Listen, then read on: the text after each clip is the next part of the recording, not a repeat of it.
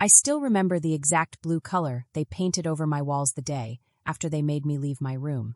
It was called Seb Sky, Avienne's favorite color. That same blue covered everything that reminded me of my childhood. My room, which had been full of my favorite things, posters, books, little toys, and trophies, was gone. Everything I loved was gone. They turned my bedroom into Avienne's personal Pilates studio, with mats, weights, and exercise machines. "You're 19 now, Kaelis," Dad said, not even looking up from his tablet. "Avienne needs the space to train. She has nationals coming soon."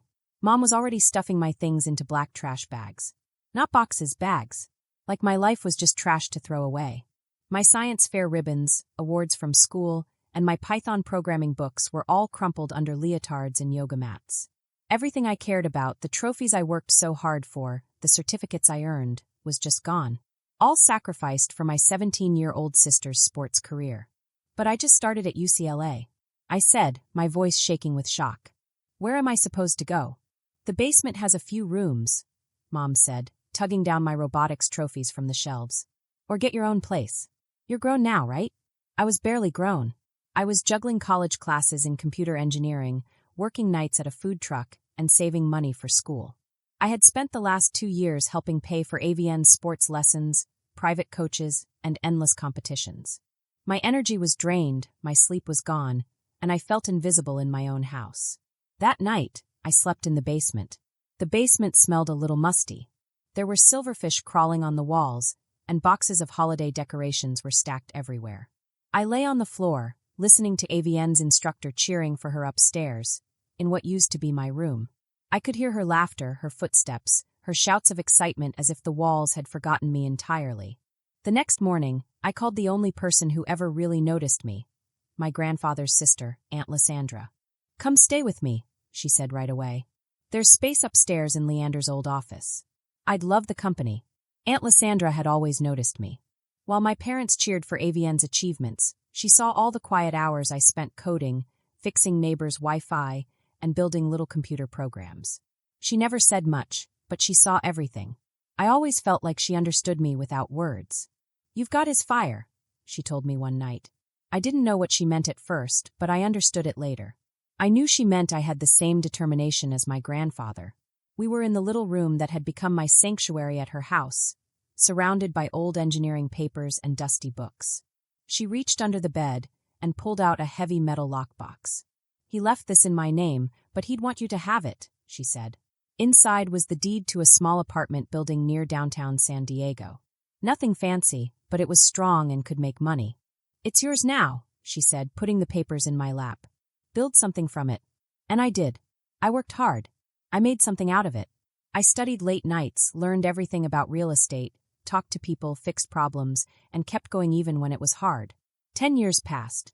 10 years of early mornings and late nights. 10 years of learning how to manage buildings, tenants, and money.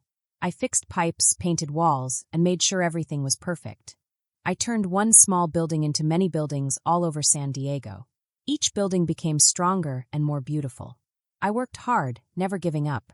Now, at 29, I was standing in my newest luxury building. It was called the Lysandra, named after Aunt Lysandra, the woman who first believed in me when no one else did. I watched quietly as my parents sat in the leasing office downstairs, filling out a rental application. They looked smaller than I remembered. Dad's expensive polo shirt could not hide his slumped shoulders, and Mom's pearls could not hide the worry in her eyes. After years of spending money on Avienne's sports lessons, private coaches, and competitions, there was no fame, no money, no prize trophies left. The Pilates dream had collapsed, and so had their savings. Then my property manager spoke over the intercom. "The Leontes are asking about the penthouse suite." "Let them finish the paperwork," I said, smoothing my navy suit. "I'll handle it personally." Through the glass, I saw Mom stop on the page that asked about income, looking worried. Dad whispered something under his breath. I knew the numbers were going to scare them. But this wasn't just any building. It was the most wanted address downtown. Everyone wanted to live here. I walked into my office. Floor-to-ceiling windows showed the bay. Sunlight reflected off the water, and I could see the boats floating. Art from local artists decorated the walls. In the middle was my late Uncle Leander's mahogany desk, restored perfectly.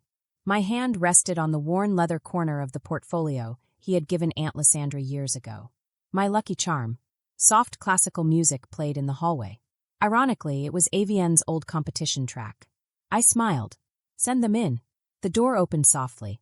The space was elegant, every detail showing success and quiet power. Mr. and Mrs. Leontes, my assistant said, holding the door. They walked in. Mom went first, trying to smile, but froze when she looked at the view. Her eyes scanned the desk, the windows, then stopped on me. Kaelis, she whispered, her voice shaking. I stood slowly. Welcome to my building. Dad followed, trying to look confident, but he seemed smaller than I remembered. Neither of them recognized me at first. Of course they didn't. The Kaelis they knew wore cheap jeans and worked at a taco stand. This Kaelis wore a tailored blazer and had a reserved parking spot next to a private elevator. Please have a seat, I said, pointing to the velvet chairs across from my desk. They sat down. Amazing how much power can change in 10 years. We're very interested in the penthouse, Mom began, sounding polished. Money isn't an issue. I looked down at their rental application and smiled a little. I see you're living in Oakwood Heights now. That's a big change, from a 5-bedroom house to a 1,600 square foot apartment. We're downsizing, Dad said quickly. Empty nesters. I repeated slowly. So both daughters moved out. The youngest moved out to dance. And the older daughter? They paused. Mom's face changed. She left some time ago, she said. To the garage, I said calmly. If I remember correctly. Silence. Then they recognized me. Mom's face fell. Hello, Mother, I said. I leaned back, folding my hands. Father, has it been 8 years since our last tense holiday brunch? I asked. Dad straightened. You own this building? He asked. I chuckled softly. No, I own the whole block. Lysandra is just one of 30 properties I have. Their eyes widened. They had no idea what happened to me after they cleared out my room. We didn't throw you out, Mom said quickly. We just needed space for AVN's training. I remember, I said. How's that going? Still teaching Pilates to retirees.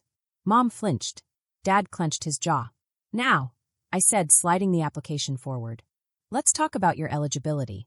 Unfortunately, your income doesn't meet the penthouse requirements. And your credit score is concerning. Your references aren't very good either. Kaelis, Dad began. About what happened? Don't, I interrupted, holding up my hand. This isn't about the past. This is business. You're applying to rent the penthouse. And you don't qualify. Surely you can make an exception? Mom said softly. We're family. I repeated the word slowly. Family. I opened a drawer and pulled out a crumpled black trash bag. The same kind they had packed up my childhood in without care. Recognize this? I asked. Mom's face fell. I kept it, I said gently. Not because of what you did, but because I promised myself I'd never become like that. I built this company from nothing. While you were buying Pilates classes and paying for marketing, I was sleeping on Aunt Lysandra's floor, working triple shifts, finishing my degree at night, coding property software on borrowed laptops. Dad looked away, jaw clenched. Now, after years of silence, you want me to bend my rules because we're family? Dad's voice went soft. We need this apartment. The house is gone. Our practice isn't what it used to be. I stared at them for a long moment. Then slowly, I reached into my drawer again. There's one option, I said at last. They both straightened, hopeful. A smaller unit just opened, I said calmly. I could see the relief in their eyes. But I also knew they had learned something important that day. Life isn't always fair. But hard work and determination can change your life. They had spent all their time and energy on AVN's dreams, forgetting me. I had spent 10 years quietly building my dreams, and now I had the power to make decisions. I smiled inside. It wasn't revenge. It was justice. And it was fair. I watched them leave the office slowly, holding their heads a little lower than they used to. I knew they would survive. But this day would be remembered as the day the balance changed. The day I became the Kaelis I always wanted to be. For the first time in 10 years, I felt completely free. I had done it. I had taken something that was just given to me by fate, by Aunt Lysandra, and turned it into a life I was proud of. And best of all, I had done it my way. The end. The apartment was on the 4th floor.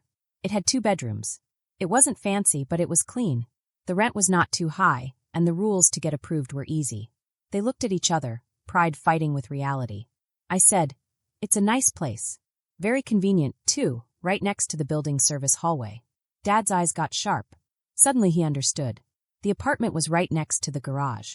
They decided to take it. I watched from my window as they moved their smaller life into the service elevator. Fewer boxes, quieter steps, no driver, no applause. It felt kind of poetic, like a quiet little story happening just below me. 3 days later, Avienne showed up. She pushed past my assistant like someone who always got what she wanted. "How could you put them next to the garage?" she snapped. She still tried to look graceful, but the smoothness from her Pilates days was mostly gone. I looked at her. She wasn't wearing fancy clothes anymore. No designer leggings, no expensive accessories. Just simple pants from a regular store and a wrinkled shirt. Her perfect Instagram bun was now a simple ponytail. She looked tired and a little lost. "Hello, Avienne," I said calmly. "Still practicing in my old room?" She flinched. "That's not fair," she said quickly. "No," I said, closing my laptop. "It's not fair. Just like it wasn't fair when they spent my college money on your career.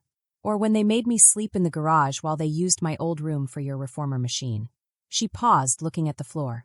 "I didn't ask them to do that," she said, but she sounded unsure. "Didn't you?" I said. I walked to the window, looking down at the busy streets of San Diego. Every time you need a new mat, a new coach, a private retreat. Did you ever think about where the money came from? Did you ever wonder why your sister worked night shifts while learning coding in parking lots? Avienne joined me by the window. She was quiet. "I was 16, she said finally. I thought you were just stronger, different, fierce. I didn't realize that they were lifting one of us up by holding the other down." Tears filled her eyes. "And now look," she whispered. "You own half the city, and I'm teaching toddler stretch classes in a small strip mall. Is that all I get?" "Nothing wrong with teaching," I said softly. "At least it's honest work and you love it." "Do I?" she laughed bitterly. "Or is it just the only thing I was ever allowed to do?" It was always Avienne the athlete. Never Avienne anything else. We stood in silence. Two sisters from the same house, shaped into opposites. "I have an idea," I said finally. "Lysandra sponsors a community arts program. We need someone to start a dance section. You could teach, make the schedule, learn the office work, and build something real." She blinked. "You trust me with that?" "It's not charity," I said firmly. "You'll earn it. But I don't believe in making one sister succeed by holding the other back. Now it's time for both of us to grow for ourselves." She nodded, her voice breaking. "Then let's start over." The next few months brought big changes. Mom and Dad slowly got used to apartment life. Sometimes I saw Mom staring at the taller floors of the Lysandra, looking at the penthouse balcony as if remembering something she couldn't touch. Dad, once a big lawyer chasing huge clients, started working on smaller cases, helping neighbors, immigration papers, tenant problems. It wasn't fancy, but for the first time, I saw him doing something honest. Avienne surprised us. She threw herself into the arts program like it was urgent. She wasn't just teaching dance. She was helping kids who had never been in a studio feel happy and confident moving their bodies. Within months, she moved into a simple 2-bedroom apartment in one of my mid-range buildings. She insisted on paying full rent. "This one's mine," she said firmly. "All of it." Grandma Lysandra watched everything quietly, wise as always. She never said much, but her eyes told you she understood. When I gave her the keys to the penthouse I'd been asking her to take for years, she finally said yes. "Your grandfather would be proud," she told me one night over salmon and red wine. "Not just for the business you built, but for how gracefully you did it. Even putting Mom and Dad next to the garage?" I smiled. "Especially that," she said, chuckling. "Sometimes people need a taste of their own choices to understand them." 1 year later, I got a letter in the mail. Dad had written a full-page apology in neat handwriting. No excuses, no trying to explain, just saying sorry. Inside was a check repaying my college fund with interest. I framed the letter. I sent back the check with a note asking them to use it for Avienne's arts program instead. Some debts are better paid by making a difference, not with money. At Christmas, for the first time in 10 years, we all gathered in Grandma Lysandra's penthouse. At first it was awkward. Old tension lingered like dust in the corners of the room. But something had changed. Dad asked about my new green tech project. Mom helped Avienne plan the arts showcase. The wounds didn't disappear, but we stopped picking at them. Later that evening on the balcony, I looked out at the city. I thought of the girl who used to sleep in the garage, bitter and angry. She had worked so hard and made it. But proving them wrong had changed into proving herself right. Avienne joined me, arms folded loosely. "Thank you," she said. "Not just for the program, but for showing me there's more than one way to dance. I smiled. Looks like we're all learning new steps. 2 years later, I stood at the podium for the opening of the Wind Creative Center, our biggest project yet. It used to be an old warehouse. Now it has big studios, tech labs, and places to work together. AVN ran the arts section. I ran the STEM and business programs. Mom and Dad sat in the front row, not the center anymore, but finally present. They used to call me the girl from the garage, I told the crowd. But the garage was just the beginning. That night, we gathered in my old garage room, now a wall of memories with photos, awards, and blueprints. Grandma Lysandra raised her glass. To the garage, she said, eyes twinkling. Where greatness begins. The next weeks were filled with small, happy moments. Mom tried to cook simple meals for everyone in her apartment, laughing when she burned the toast or spilled the sauce. Dad helped AVN move new dance mats into the studio, grumbling quietly but smiling when a child ran to him saying, "You're the best." AVN's classes were full of laughter, tiny feet stamping on the wooden floor, and children discovering they could twirl, jump, and leap without fear. I sometimes watched from my office as AVN showed a shy little girl how to spin without falling. I remembered that girl in the garage who had felt like the smallest person in the world, and now AVN was teaching others to feel strong and free. Grandma Lysandra came to visit often. She didn't interfere, but she had a way of smiling that made everyone feel proud without saying a single word. One afternoon, she sat with us on the balcony sipping tea. "You see," she said softly, "sometimes the hardest lessons come from the smallest places. That garage taught you both more than you realized." I looked at AVN. She was laughing at one of the kids' silly dance moves, her ponytail bouncing as she clapped her hands. "I never thought I'd like this so much," she admitted quietly. "I know," I said. "But it's not about what you thought you would be. It's about what you can become. And you've already done that." Mom nodded, eyes misty. Dad adjusted his tie awkwardly, but couldn't hide the pride in his face. "I never imagined this," he said. "But it feels right. Even small things changed in our lives." AVN decorated her apartment with bright colors and little plants. I started spending less time in skyscrapers and more time visiting the community program. Kids would run up to me with drawings, little inventions, or dance moves they wanted to show me. And sometimes, when I was tired, I would look up at the penthouse balcony where Grandma Lysandra still lived and feel thankful that we had all found our place. It wasn't always easy. There were days when old habits tried to creep back in. AVN would get frustrated with schedules. I would worry about budgets. Mom and Dad would forget to communicate. But we remembered the lessons from the garage: patience, honesty, and care for one another. Those lessons were stronger than old habits, and they kept us moving forward. One evening, after a long day, AVN and I stood on the balcony together. The sun was setting, painting the city gold and pink. "Do you think the garage would be proud of us?" she asked, smiling. I laughed. "Absolutely. But I think it would be most proud that we kept dancing, even when it got hard." She nodded. "Then we'll keep dancing. Together." And we did.